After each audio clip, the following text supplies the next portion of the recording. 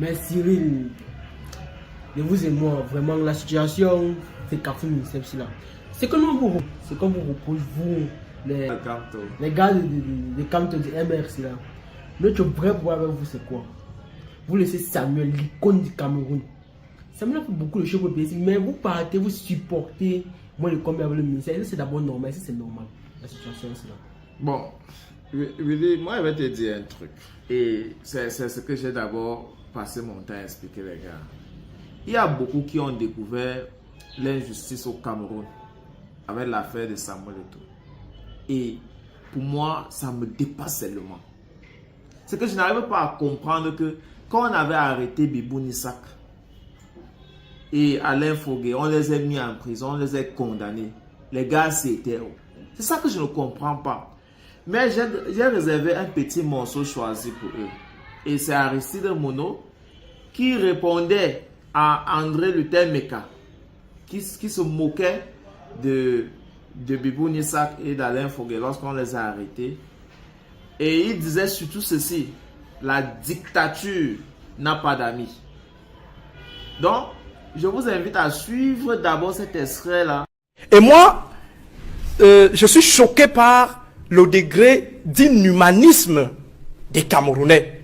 Je suis choqué par cette mémoire terriblement courte.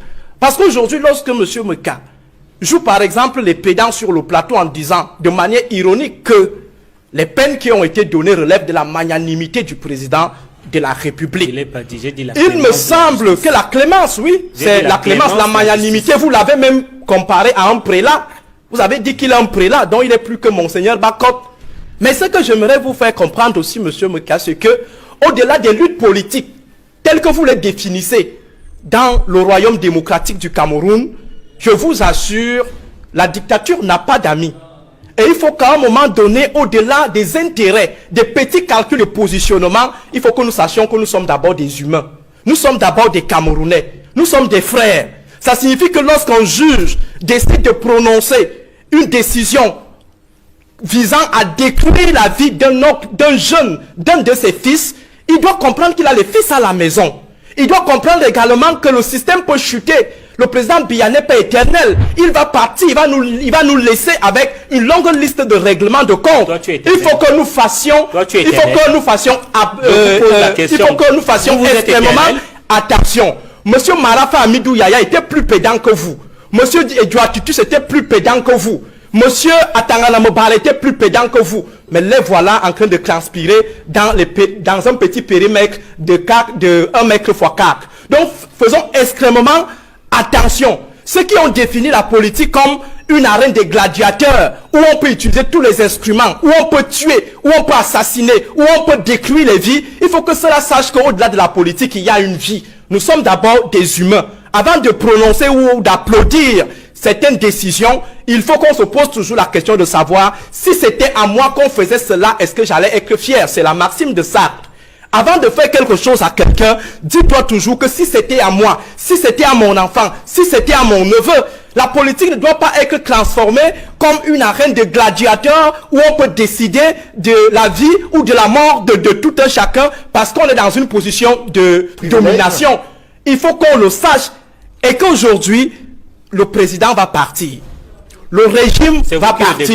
Je dis il va partir. C'est vous qui le décrétez. Je dis le président va partir. C'est le peuple qui Ahidjo était là, il est parti. Ahidjo était là. Ahidjo, je pense aussi qu'il était plus autoritaire que le président Biya. Mais on a vu comment il s'est retrouvé en exil avec sa famille et Madame Ahidjo en train de pleurer. Donc il faut également penser à ce genre de schéma pour ce qui est de ceux qui sont aujourd'hui au pouvoir. Ne voyez pas seulement vos ascensions au niveau de l'administration universitaire. Ne voyez pas seulement ceux qui entrent dans vos poches. Ne voyez pas seulement les limousines qui sont stationnées. Ne voyez pas vos immeubles. Dites-vous également qu'un jour, il peut y avoir un nouvel ordre au Cameroun qui va décider qu'on fasse par exemple une certaine régression fiscale à tous ceux-là qui se sont nourris de manière indue de la manne de l'État.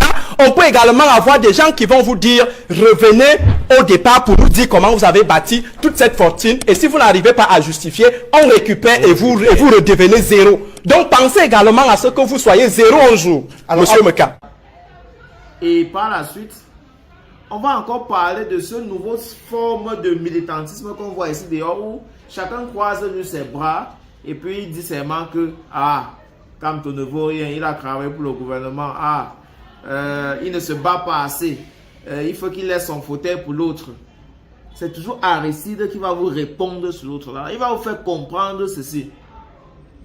On ne paye pas tous les soldats de la Renaissance que vous voyez, tous ceux que vous voyez sur le terrain, ils sont en train de porter les haut-parleurs, marchent, les harcèlent, les gars qui partent s'inscrire là. Personne ne leur paye.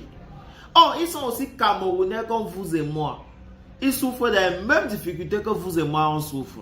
Mais, à défaut de leur soutenir dans leurs efforts, on choisit de se moquer d'eux que, qui les a là-bas envoyés, ça ne doit rien changer. Donc, voilà les deux éléments de réponse que j'ai réservés pour toi, pour répondre à tous ceux qui se disent que non, on est en train de soutenir Kombi au lieu de Samuel Eto'o, qui est le Pichichi. Bonjour, parlons un peu de ces Camerounais zélés qui pensent avoir embauché d'autres pour changer les choses au Cameroun à leur place. Il y a une catégorie de prétentieux chez nous qui pensent que ceux qui luttent pour le changement sont leurs employés. Curieusement, ces gens aux postures chauves-souris ne sont pas exigeants envers le parti au pouvoir et le gouvernement. Ils attendent tout des forces positives que sont les forces du changement. Ils sont assis chez eux. Ils n'ont jamais passé un mot de soutien ou d'encouragement à un combattant du changement, mais passent le clair de leur temps à dire comment l'opposition est faible, comment l'opposition ça ne vaut pas la peine, comment l'opposition les déçoit. C'est comme s'ils dépensaient de grosses sommes d'argent chaque fin du mois pour payer ces acteurs de l'opposition. Ils n'ont jamais sorti un franc pour soutenir une action collective qui vise le changement, mais ils ont des attentes démesurées et dans un terrible orgueil. Vous les voyez, ils bombent le torse dans les bars, entre amis, ils gonflent, en réunion de famille, ils s'agitent, ils disent comment ils sont déçus. Vous êtes déçus que qui est votre employé pour que le régime du renouveau libère le plancher? Vous avez employé qui pour dénoncer les coupures intempestives de l'électricité ou de l'eau? Vous payez qui dans l'opposition chaque fin du mois pour qu'ils combattent la marginalisation des fils des pauvres dans les concours administratifs et recrutement? Ils vous disent, depuis là, l'opposition vaut quoi? Si vous valez quelque chose, ou mieux, créez votre parti, adhérez à un parti et montrez le corriger. Ils vous disent, les débats au Cameroun, c'est de la pure distraction. Les débats même nous apportent quoi? Les débats changent quoi? Si les débats ne vous apportent rien, faites donc ce qui, de votre point de vue, peut facilement apporter quelque chose aux Camerounais. Les débats du dimanche ne vous empêchent pas quand même de faire ce qui vous semble mieux pour changer les choses. Militant d'un parti politique, tu n'es pas. Membre d'une organisation de la société civile, tu n'es pas.